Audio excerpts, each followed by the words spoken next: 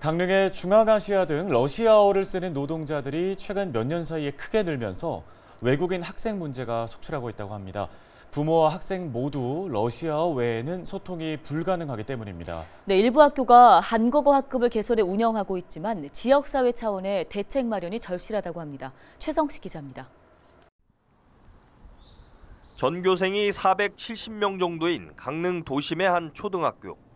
한국어 학급 교실에서 외국인 학생들이 기초 한국어 수업을 받고 있습니다.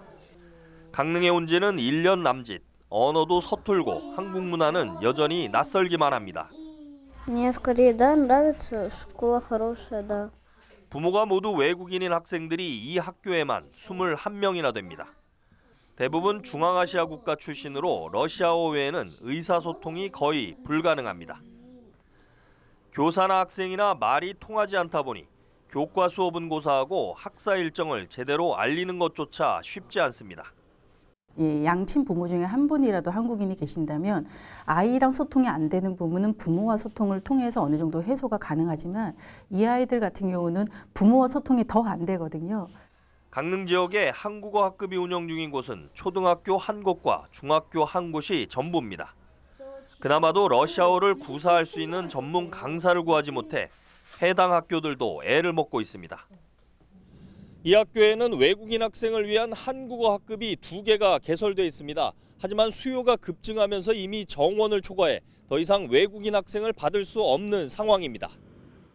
실제 교육청 통계를 보면 강릉 지역 다문화 학생은 2019년 278명에서 지난해 445명으로 급증했는데 초등학생은 30%, 중학생은 150%가 넘게 급증했습니다.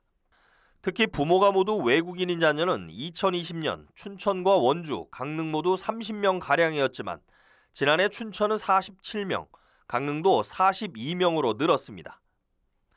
강릉 지역에 중앙아시아 출신 학생들이 급증한 건 지난해부터입니다. 건설 현장과 농촌에 일자리를 찾아 입국했던 노동자들이 본국의 가족들을 불러 강릉에 정착한 것으로 추정됩니다. 이 학생들이 우리나라에 언제까지 있을지 모르지만 아니면 우리 사회의 일원이 될 수도 있다 보니까 충분히 적응할 수 있는 그런 기회들을 많이 마련해 줘야 되고요. 이건 학교만의 문제가 아니고 사회에서도 많이 신경 써줘야 될 것 같습니다. 강릉교육지원청은 강릉 원주대 지원을 받아 초등학교와 중학교 교사를 대상으로 러시아어 기초 회화반을 운영하고 있습니다. 또 외국인 가정 자녀 등을 위한 문화체험 학습 프로그램을 마련하는 등 관련 교육을 확대하겠다고 밝혔습니다.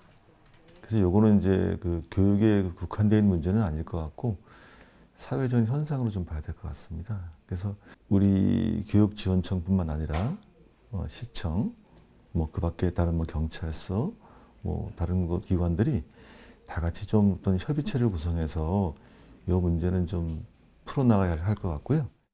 강릉시 외국인 주민 및 다문화 가족 지원 조례는 지역에 거주하는 외국인 주민과 다문화 가족의 안정적 생활과 자립을 위한 지원 방안을 규정해 놓고 있습니다.